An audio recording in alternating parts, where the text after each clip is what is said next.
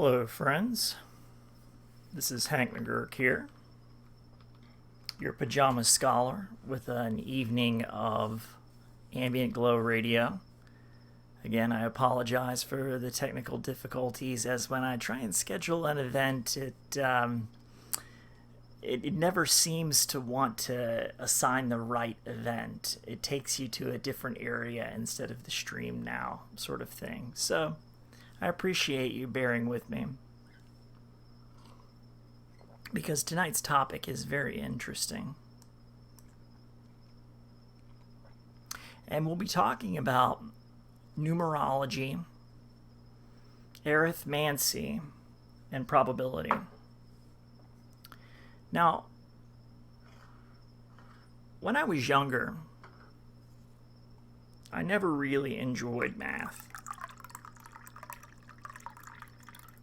Because, for the most part, things had come to me so easily. My memory was good enough to master most topics of history and so forth, and I really had to work at math. And when you're used to things coming easily to you, mathematics being something that you really have to study, I didn't care for it very much. But as I got older, I discovered the power in mathematics, especially probability. And just as spells are woven from words and ritual and song and language and frequency and vibration, also too can fortunes be divined, a form of divination. You can use numerology as a form of divination, arithmancy as a form of divination. The Masons use mathematics in almost all things that they do. The secret science, understanding how these numbers fit together and what they mean. Because mathematics is a nearly universal way in which the notations can be used to describe our reality. Nearly universally, cross-culturally. Now, different forms of mathematics exist. I believe that some older forms of mathematics have been lost. So, I'll start with a reading from The Secret Arts. And this is a big subject, so I'll probably only be touching on little pieces here and there. And we will go into probability at some point, and we will go into extrasensory perception at some point, because probability and extrasensory perception and other types of psychic phenomenon, when you go to measure them, beating random chance is very important when you prove how psychic, or I wouldn't necessarily say psychic, because there's so many different forms of mental powers. I guess that we could colloquially refer to as psychic. But we're talking about extrasensory perception, and then there's retrocognition and precognition and postcognition and telepathy and biokinesis and telekinesis and so on. But when you're examining extrasensory perception and precognitive, postcognitive abilities, probability is key in analysis. And probability is a fine way to aid in the discovery of what the truth is about any situation. For example, if you're not really certain about something, and I think the best analogy is poker, because I didn't really rediscover my love for mathematics until I was concerned that the world was going to collapse around me, that we would suffer some economic collapse or there would be some other calamity. And I thought to myself, what could be the one skill I could develop where I would need no tools, and if I had to move only with the shirt on my back, how could I go anywhere and survive? Well, I know people almost in all cultures, especially in America and in China, people are addicted to gambling. They like games of chance. So I took a great deal of time to study poker. And I learned that most people that sat down to play a game of poker generally base their decisions on how they felt, their emotional awareness. Now, that's a good clue. It's something that you can use to help you determine the nature of reality. Because remember, this is an analogy here. But when you have the advantage of understanding probability, you can take your feeling about a situation and then use historical knowledge and your knowledge of probability to help you determine what future outcomes are likely. So, probability is probably a discussion for another time, at which we can go through at great length. And we will get right into the esoterica, or the esoteric subject of numerology. And I'll start with a story. And this is from The Secret Arts.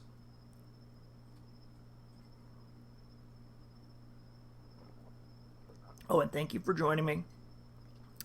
If I haven't mentioned, this is Ambient Glow Radio with your Pajama Scholar host, Hank McGurk. Welcome to my home. Feel free to leave comments. I look forward to interactions.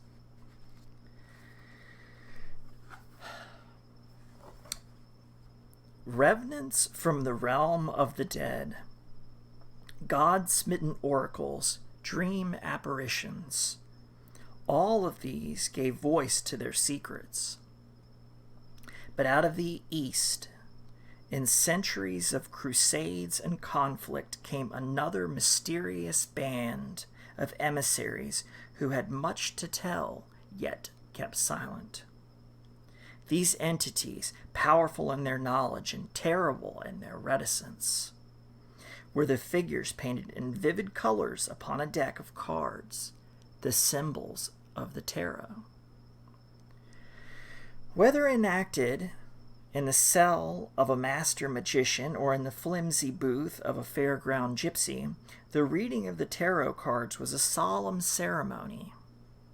Unwrapped from the silk that protected its potency, the deck had to be shuffled by the hands of the questioner. Directed by the initiate, he or she then selected certain cards and laid them out in a pattern ritually prescribed, which the tarot reader would then interpret according to an age-old system.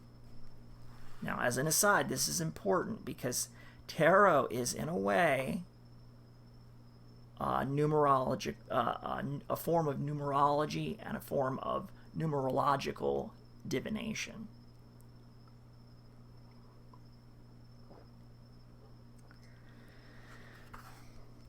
There was a total of 78 cards in most packs.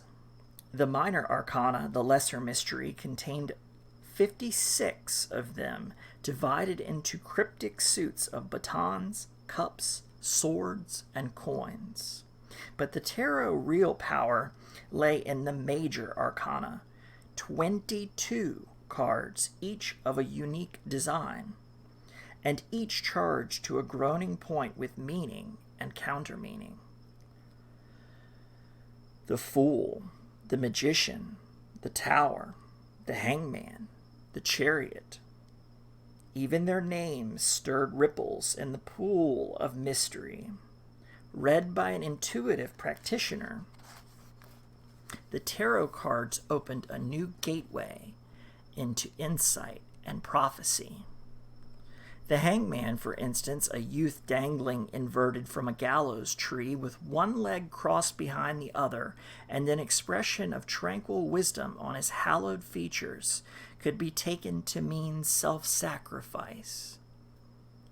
Yet a sensitive intelligence, following the card symbolism, though, would see the meaning open up like a flower at daybreak. The gallows was the tree of life. The knot that held the man suspended was faith. The hanging itself stirred pagan echoes.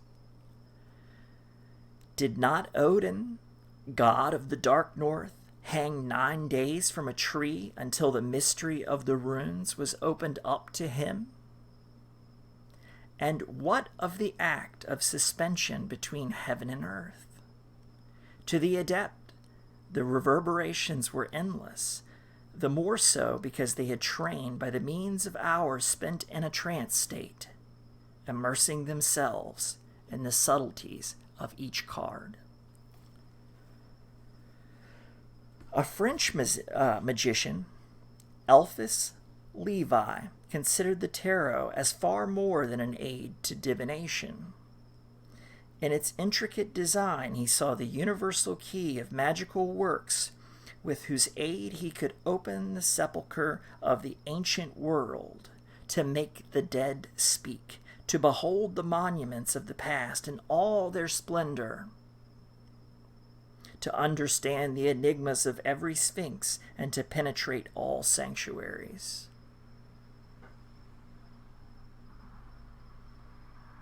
In the major arcanas 22 cards, he found a link with the 22 letters of the Hebrew alphabet. In the 4 suits of the minor arcana, he saw not only the 4 elements, but also the 4 letters of the Hebrew tetragrammaton, the one true name of the one true God, which must never be pronounced. Cunning fortune tellers could exploit the divinatory potential of ordinary playing cards as well as tarot. The systems they employed differed from country to country and century to century, but they understood or used the standard deck for prediction and character analysis. The 4 suits were thought to govern different human types and temperaments. Hearts were the sign of the fair skin, the amorous and the nobly born. Clubs of dark-skinned folk with a penchant for hard work and profitable deals. Diamonds governed the mild-mannered and penny-wise, while spades ruled those grave-faced dignitaries who governed states and commanded armies. A good deal of the card's full meaning was found in their numbering. Each card in a suit bore a different message. The 4 of diamonds, for instance, foretold of legacy, while 9 in the same suit warned of a loss. But a number that was auspicious in one suit was not necessarily happy in another. In hearts, the 9th card promised a wish come true, while in spades, it spoke of suffering ahead. Simplistic as these signs might be, they had their underpinning, however corrupted or debased, in a completely separate branch of the secret arts, perhaps the purest of all, and certainly one of the most far-reaching: numerology.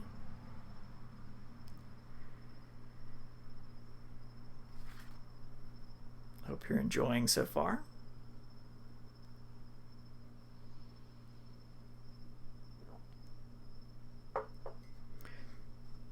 Men and women had seen awesome significance in the shimmering clarity of numbers ever since they learned to count. To those initiated into their mysterious workings, they were pure and abstract things, cleaner and infinitely more precise than the coarse earthly quantities they were used to measure. Numbers could combine to form new numbers. The relationship between them could be expressed in yet more numbers. They could be manipulated with an exquisite intellectual grace.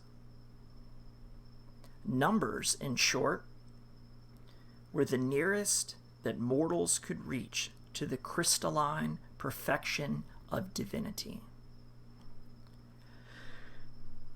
This fascination gripped thinkers in every civilization, and none more thoroughly than the Greek mystic and mathematician Pythagoras. His enlightenment, it was said, was the result of his study of music.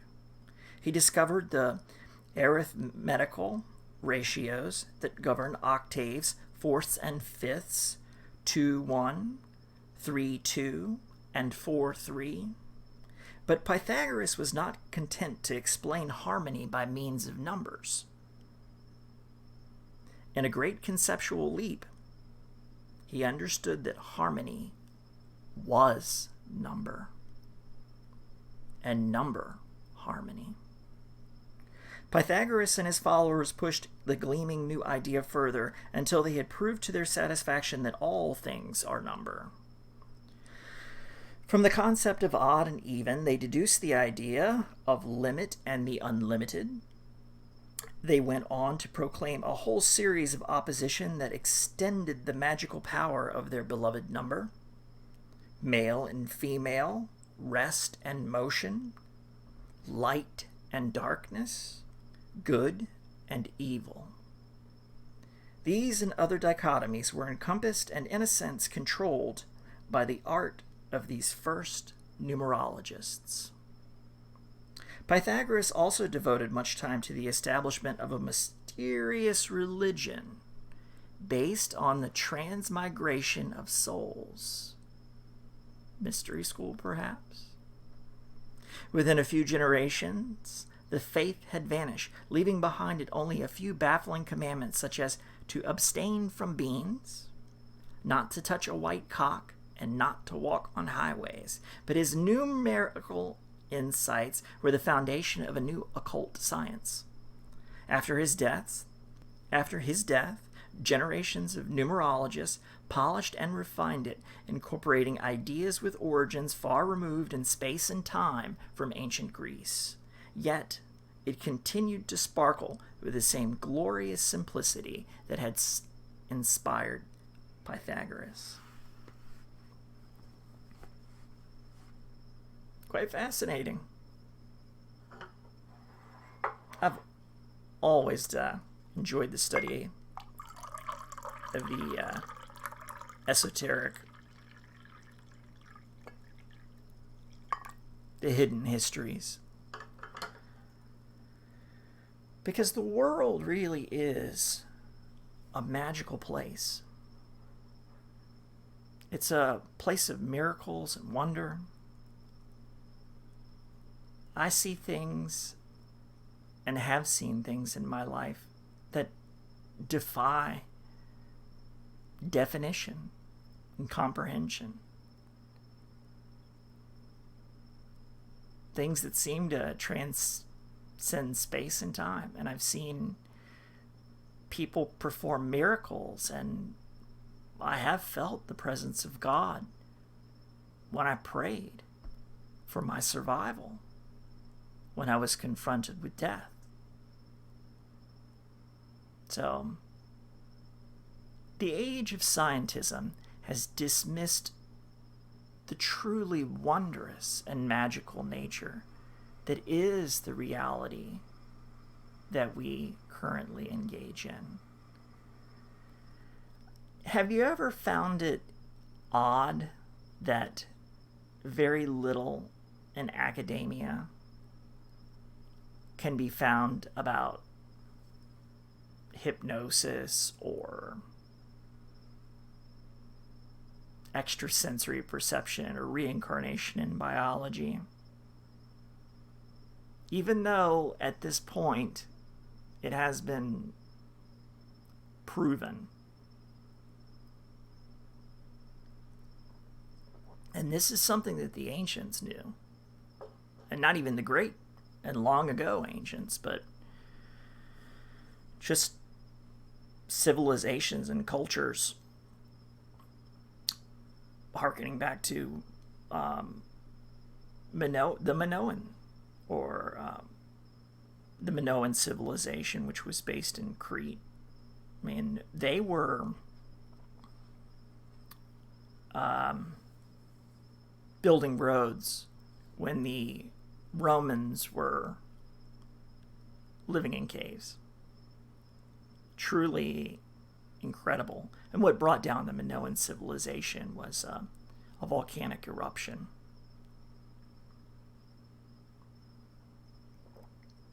But they even had a language called something A. And if you know, leave me a comment. I look forward to having a bigger audience, because if we collectively work together, I'm sure that someone would remember what the Minoan language was. And they still haven't translated it to this day. Now, the second form, B, is, I believe, Greek in nature and was able to be translated via the Rosetta Stone, but my details are most likely off on this, and I may be only getting the gist of it. So, if you know about these things, if you've studied the Greek culture, the ancient Greek culture, I would be greatly appreciated if you would enlighten me, because those things are difficult to find.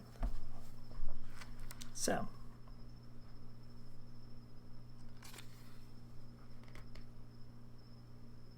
I believe we were at the dichotomies encompassed in a sense controlled by the mystery school, and yet it had continued to sparkle with the same glorious simplicity that had inspired Pythagoras.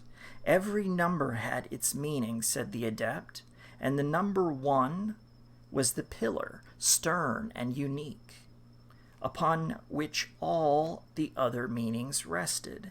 It represented the divine principle, the good. It was sometimes regarded as masculine, the father of numbers, and it conveyed the qualities of daring and self-reliance, stubbornness and austerity.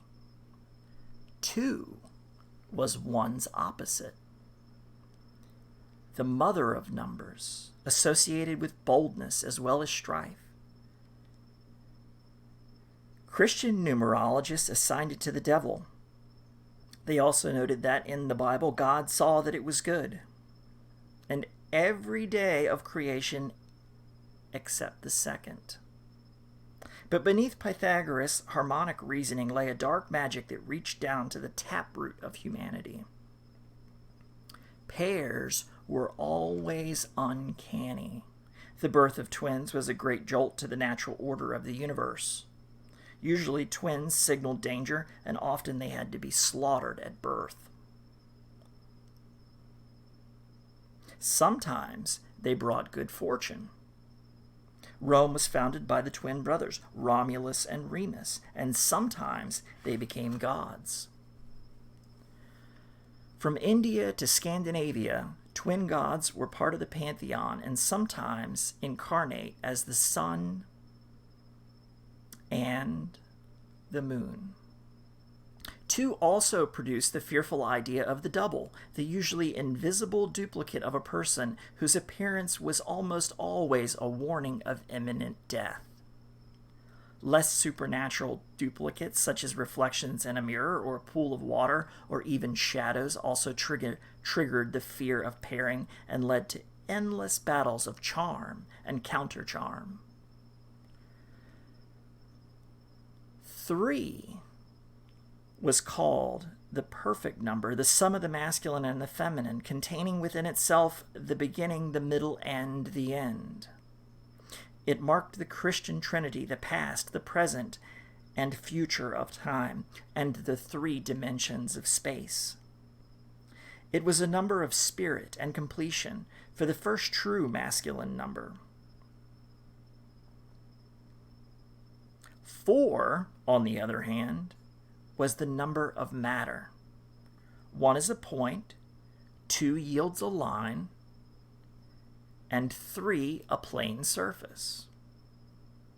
But 4 grants solidity to the series. It was linked to earthly things, to toil, and often to ill luck. 5 is the sum of 2 and 3, of male and female. Hence, for a man, it was the number of marriage. Midway between 1 and 9, it was seen as ambivalent and lively, associated with the 5 senses. 6 is the product of 2 and 3, and therefore the marriage number of woman. It is mathematically perfect in a way that 3 is not. 1 plus 2 plus 3, and 1 times 2 times 3. Hence, it was the number of love, balanced and harmonious. 7 was perhaps the most mystic of all numbers, a fusion of the spiritual 3 and the earthly 4. There were 7 planets known to ancient astrologers: the Sun, Moon, Mercury, Venus, Mars, Jupiter, and Saturn. 7 days of the week and 7 days of creation. It was sacred, and ritual attributes were legion. To the Pythagoreans, 8 was the number of justice and fullness. Because it was twice 4, it was considered highly materialistic, though sometimes shouldering twice 4's burden of bad luck. Yet there are 8 notes in a full chord, the Pythagorean measure for a man.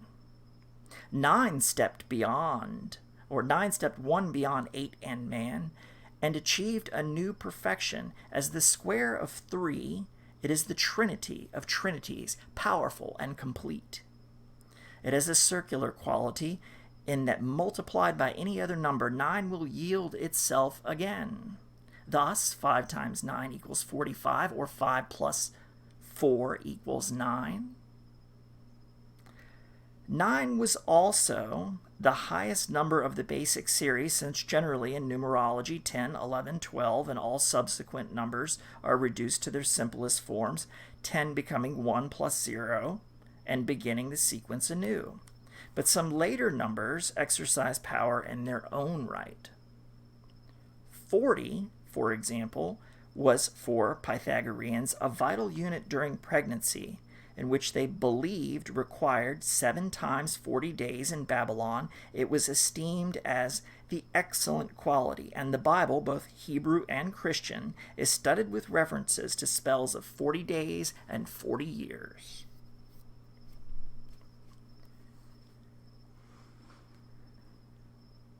So many different aspects of our culture can be linked back to these esoteric subjects. These ancient mysteries are intertwined with religion, with science, with divination, with architecture, with astrology. Because as Pythagoras believed,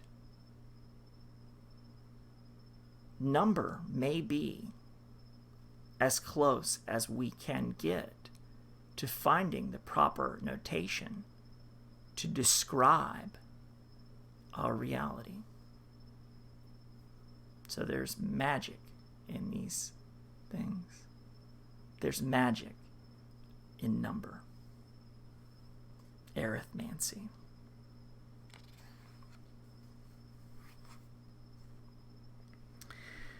The number that cast the longest shadow was always 13. Pythagoras' system gave it no startling significance, but by Roman times it was already linked to misfortune. Quite independently, it was an ill-starred number in the Norse tradition too. Once, when 12 gods were feasting in Valhalla, the evil spirit Loki joined them uninvited. By foul cunning, he caused the death of the beloved Balder, god of light. The final outcome was Ragnarok, the downfall of Valhalla itself. Loki's 13 could hardly have been more catastrophic. And I know the tale of Balder and Loki, for which Loki was bound by the entrails of his offspring and had a venomous snake nailed above him for, I suppose, an indeterminate amount of time. I'll have to refresh my memory on that particular tale. But a very, very interesting one, because Balder was thought to be invincible. But another tale for another time. In Christian numerology, 13 was the number present at the Last Supper. It was the quorum for witches' covens, and in the tarot, it was the number of the grim card Death. Always 13 was shrouded in evil omen, so enveloped in doom that its legend fed itself without need for further explanation. In any case, most explanations of the power of numbers soon turned circular. Did Loki make 13 unlucky?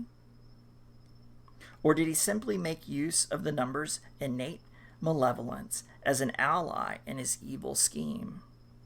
The elegant systems of the numerologists allowed them access to the power and granted them certain rights of manipulation, but the power source remained deeply hidden. Like an unknown planet circling in the darkness, it could only be measured by its pull. Numerology's ambition and complexity reached its zenith in the work of the medieval Kabbalah, a marvelous system of metaphysical theology created originally by a fraternity of Jewish scholars, sometimes working under threat of violent persecution and often the object of bewildered suspicion. They labored to interpret the Hebrew scriptures in the light of their vast knowledge of astrology and the occult. In ancient Hebrew, every letter had a numeric value as well as a literal one. The Kabbalists, in a system they called the Gematria. The Hebrew version of the word geometry sought to assign a number value to many of the key words in sacred Hebrew texts. By searching out other words of the same value, they discovered mystical correspondences that had hitherto escaped notice. Now, as the other day, I started with an examination of Hecate, I seemingly, in some synchronistic fashion, have run across Hecate yet again. And here's what is said in this book about Hecate. Mother of all the triads. The number 3 was inextricably linked with the ancient Greek goddess Hecate. She possessed 3 incarnations, mare, dog, and lion, and 3 heads to see in all directions. Hecate ruled over the triad of human existence, birth, life, and death, and the triple planes of the physical planet, the underworld, the earth, and the air. Her dominions also embrace the tripartite temporal sphere of past, present, and future. It was believed that the goddess drew her powers of enchantment from the moon, with its 3 phases: new, full, and old. The triple reigns of power that she held over humanity, time, and space made her an indispensable ally to the sorcerers who sought to work changes on the seemingly immutable physical world. Those brave enough to invoke her name in their spells were rewarded with a share of her uncanny powers. Will one day Hecate pierce the veil? I do not know.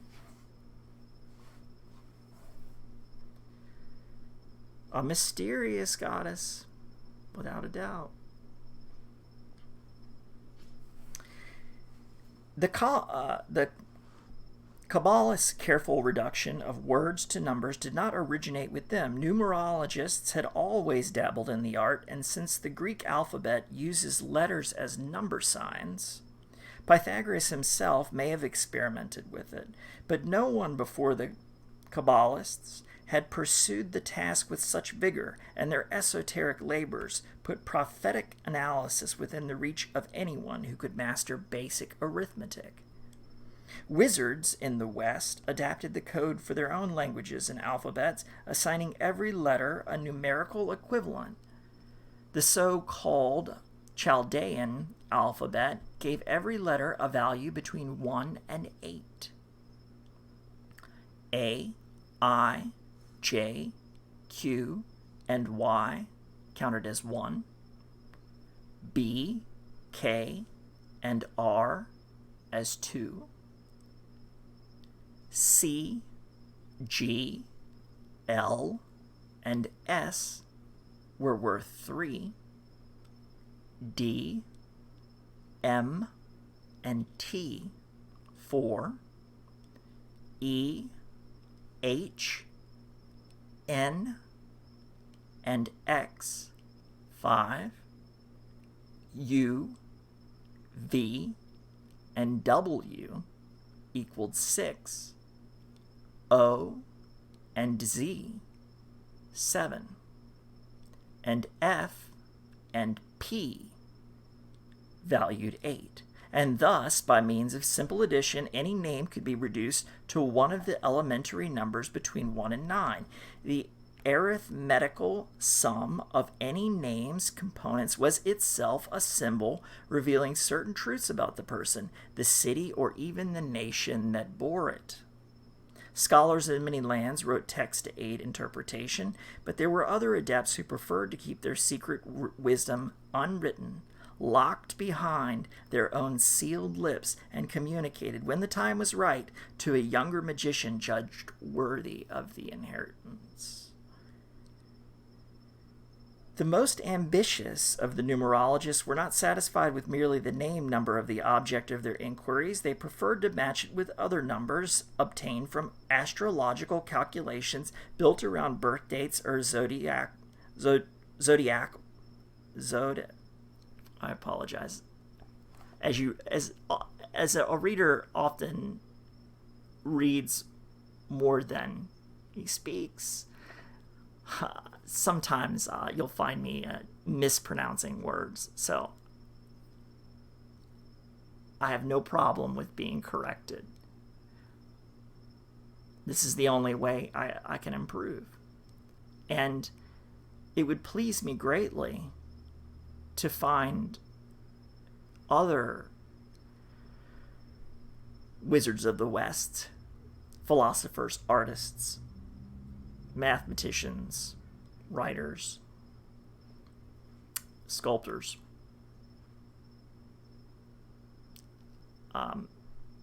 to read and to speak. So I can join them in their home and listen and learn. Learn through the spoken word. Learn through the power in those words. I mean, much can be said for self-education, but it is the sharing of information between people that helps us perfect our art. So, zodiacal,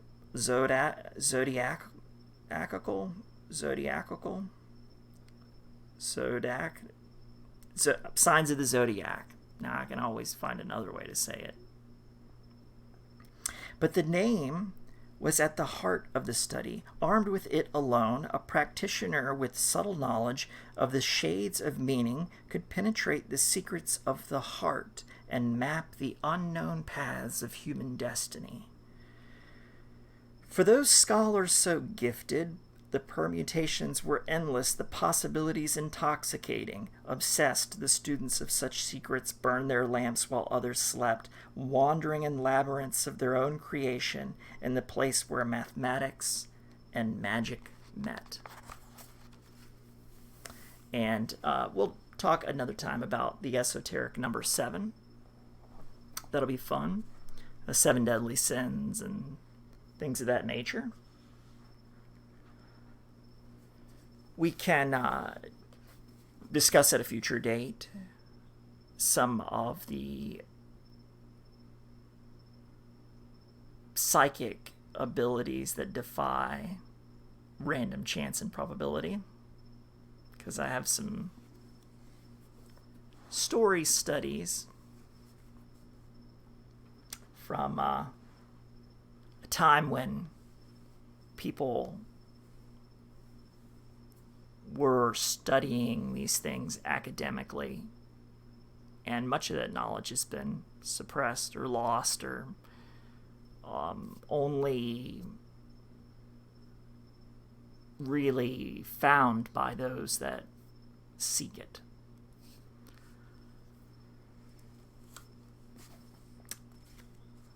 I suppose we'll move on to one last little piece.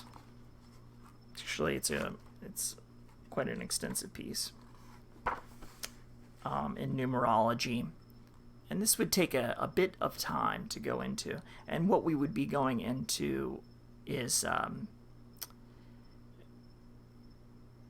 the meaning of numbers in numerology, and how a numerologist would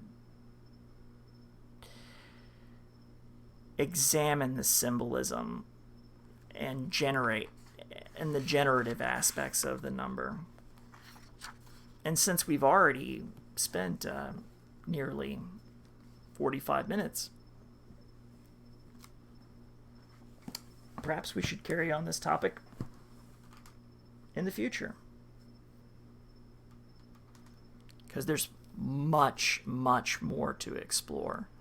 Magic squares, the casting of spells, the danger in improperly casting a magic square. For example, if you were so foolish as to have the right magic square and inscribe it on the wrong material, on paper instead of in lead. Now, it would be my suggestion that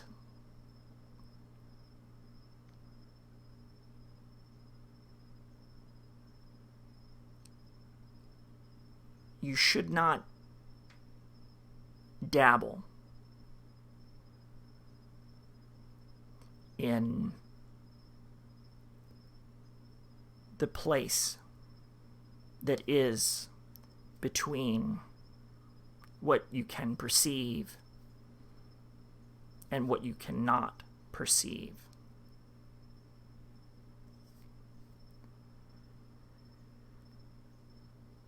There's danger. But I believe, as I've said in a previous presentation, when we were talking about Sir Gawain, the greatest defense against evil is honor and courage and love in the human heart, and prayer,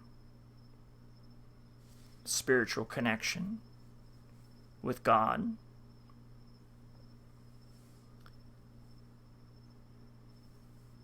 So,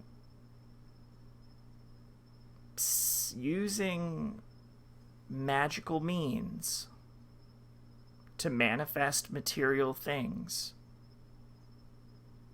on a physical plane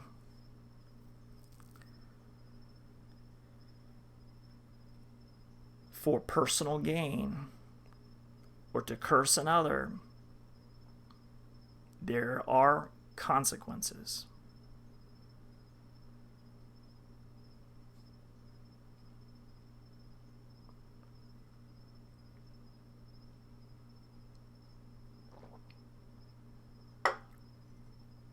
Just like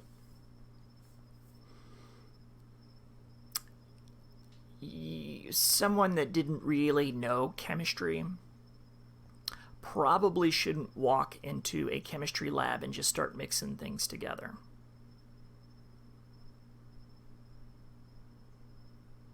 I guess that's alchemy.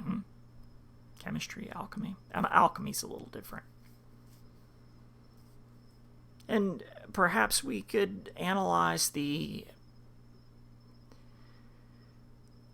parts of Christianity. We have transmutation with Jesus transmuting water to wine. We have conjuration of the fish, many fish. We have reincarnation as Jesus rose again after, remind me how many days? And why would that be significant? We have astrology in the Bible as the wise men followed the star that led them to the Son of God, Jesus of Nazareth. It was a star in heaven that led them to Christ.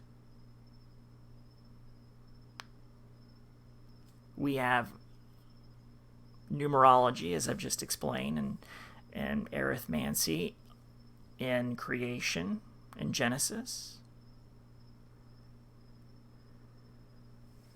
In the 40 days and 40 nights. So, I'm of the opinion that at some point in history, perhaps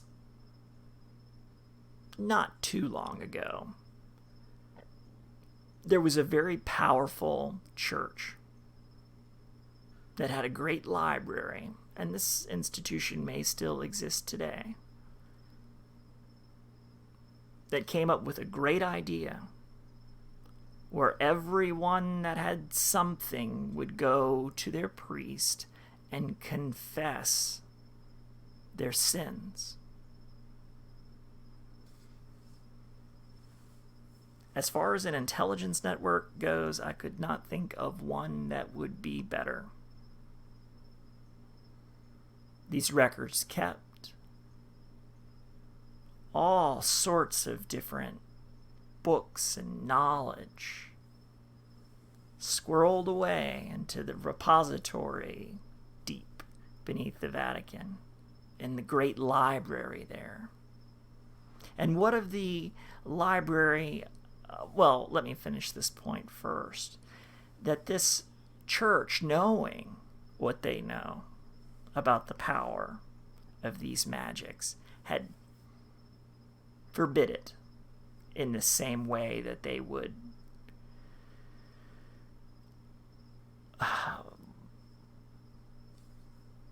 blasphemy by saying that the Pope is God's representative on earth. No one can claim to speak for God.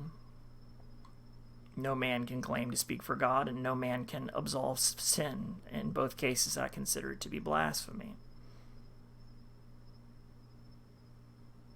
Now, certainly a priest can lead you, a priest with a good heart and a thorough theological understanding can lead you toward a path of improvement and salvation. But I'm not entirely convinced that all of the Vatican is not withholding some very important information that really belongs, should be, I would think, the heritage of humanity to be able to study these things. Secrets on top of secrets, and libraries full of keys.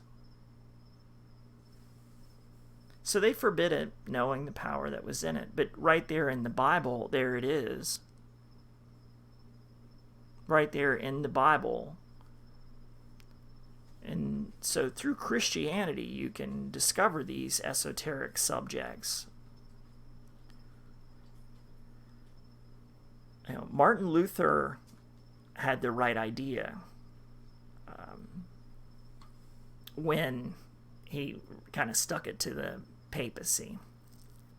I would love to see the church reformed. There's been so much corruption in the church, as there seems to be corruption, so much corruption in every institution, especially large centralized institutions around the world.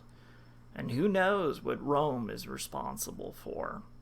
You know, people often overlook the significance of the Vatican, just like they overlook the significance of the city of London, that special little place that is its own city, its own sovereign entity in and of itself, just like Vatican City or Washington, D.C. There are probably others, none that spring to my recollection right at the moment. So, clever Christians will not be afraid to examine these subjects because they're right there in the holy text. And to me, the Bible and other books like it are supernatural artifacts if you handle them properly. The same could be said for the Quran, although I'm not familiar with it, and I would like to learn more about it.